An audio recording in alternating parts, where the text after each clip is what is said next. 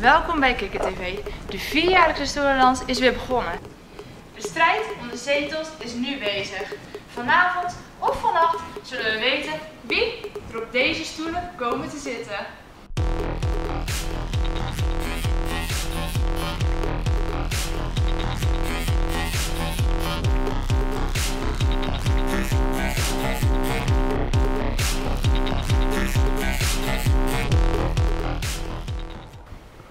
En wij van Kikker TV zijn er natuurlijk bij.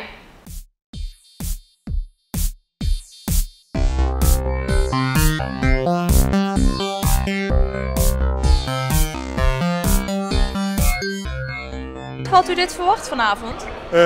Nee, ja, je verwacht het altijd natuurlijk. Laat ik het zo zeggen, je hoopt het altijd dat je de hoogste wordt. Maar gelet op de voorgeschiedenis de afgelopen maanden hoeft te lopen is ook hoe we landelijk erin zitten. Ja, had ik niet echt de hoop dat we de grootste zouden worden weer. 4 jaar geleden waren we heel onverwacht zelfs ook de grootste. Want toen zat het pas op het eind van de bekendmaking van de stemmen. Toen zat het echt in de laatste 4 stembureaus waar het CDA toen uiteindelijk onder de grootste werd. Ja, en nu zat het eigenlijk, de trend zat er eigenlijk een beetje vanaf het begin en van zelfs het kleinste stembureau. En heeft u extra campagne gevoerd dit jaar? Nou, we hadden in eerste instantie best een goede, sterke lijst. Geen grote lijst, we hadden maar 19 personen op de lijst, maar wel heel sterk. Goed verdeeld over de kernen, jong en oud. Dus ook een beetje de oude garde, maar we hadden ook een goede verjonging. Nou, we hadden natuurlijk met Annick Uiterwilge, tweede op de lijst. Aanstaand moedertje hadden we natuurlijk een goede blikvanger ook in feite. En dat heeft toch ook wel gewerkt ook en al. Nou, Pieter Klaas.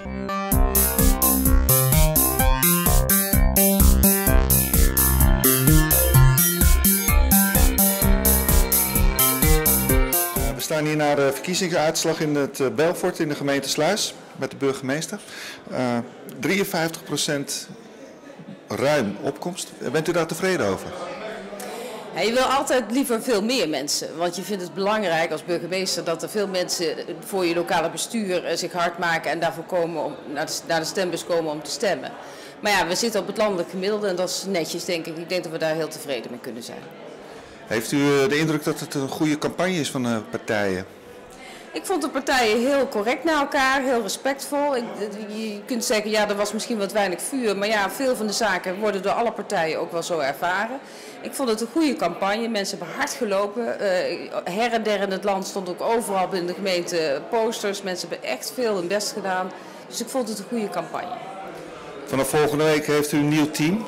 Kijkt u daarnaar uit? Nou, gelukkig hebben we iets meer tijd om te wennen, want de coalitieonderhandelingen zullen waarschijnlijk toch wel iets meer tijd in beslag nemen. Maar dan gaan we met een nieuw team verder. En er zijn een aantal partijen die terugkomen. Het CDA gaat de onderhandelingen starten, want dat is de grootste partij. En nu is er ook een wethouder van het CDA in het college. Dus waarschijnlijk zijn niet allemaal nieuwe collegeleden.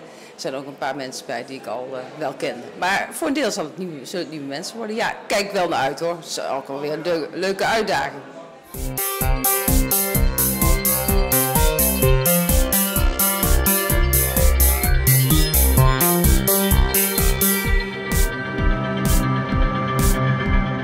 Kunt u ons eerst even vertellen wie u bent en van welke partij? Ja, natuurlijk. Mijn naam is Joyce Kramer en ik ben raadslid, ik was raadslid voor PvdA Sluis.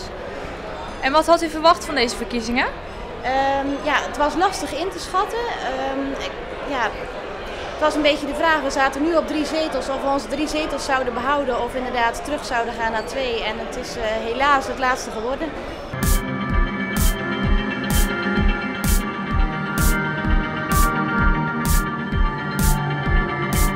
U heeft natuurlijk nu een tijdje campagne gevoerd. Heeft u achteraf nu het gevoel van, ik had iets beter kunnen doen, iets veranderen? Of zegt u van, er zijn nieuwe spelers op de markt? Ja, het is lastig. Hè? Er kwam natuurlijk 1 partij bij nou, hè? De SP. En je weet ook niet wat voor effect dat heeft op de stemverhouding. Je ziet het landelijke effect bijvoorbeeld, dat je denkt van de VVD zal iets terugnemen. Nou, dat is hier gewoon niet gebeurd. Dat hebben ze goed gedaan.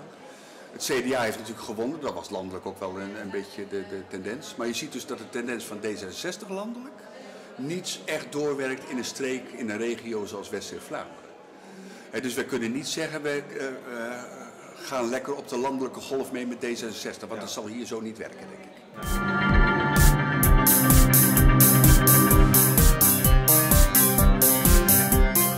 sta hier met meneer Everstein van de SP. Heeft 1 zetel gewonnen. Gefeliciteerd. Dankjewel. Is dit een beetje naar verwachting? Nou, verwachting. We hadden eerst ingezet op 2 zetels. Maar de landelijke trend gezien is 1 zetel is een redelijk resultaat. Coalitie zal het waarschijnlijk niet worden. Heeft u enig idee hoe u uw rol gaat invullen? Wij gaan dus waarschijnlijk de oppositie in. En dan gaan we alles zeer kritisch volgen. Voor toch een sociale gemeente te creëren. Proberen. En verder goed letten dat geen gelden verspild worden aan zinloze grote projecten.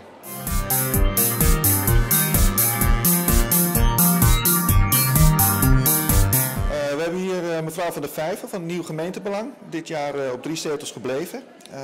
Wat vindt u ervan? Nou, we zijn blij dat we onze 3 zetels gehouden hebben. Een klein beetje tegenvallen deed het, omdat iedereen ons zei, jullie worden de grootste. Nou, als ze dat maar genoeg zeggen, dan ga je het op een uur ook geloven. Ik heb wel altijd gezegd, laat ons eerst de 19e maart maar eens afwachten.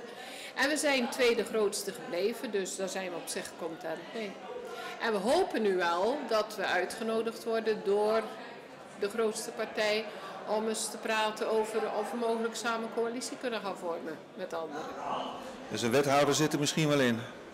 Misschien wel, maar 4 jaar geleden was de situatie hetzelfde en toen waren ze ook vergeten om ons te vragen. Dus we gaan ervan uit dat het nu iets positiever uitdraait voor ons.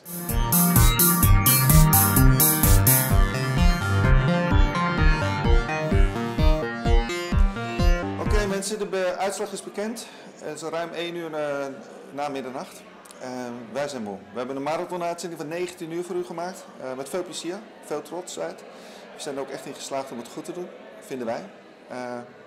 Amber, wat vind jij ervan? Ik vond het een hele leuke dag. Lang, druk, maar veel leuke dingen meegemaakt vandaag. En nu lekker? Naar huis toe. Ik ook. Mensen, nog fijne avond en dank je voor het kijken. De gemeenteraadsverkiezingen zijn weer voorbij. De definitieve uitslag is nog niet binnen, maar voorlopig is CDA de grote winnaar dit jaar. Het was een lange dag, maar wel heel leuk. Bedankt voor het kijken en tot de volgende keer.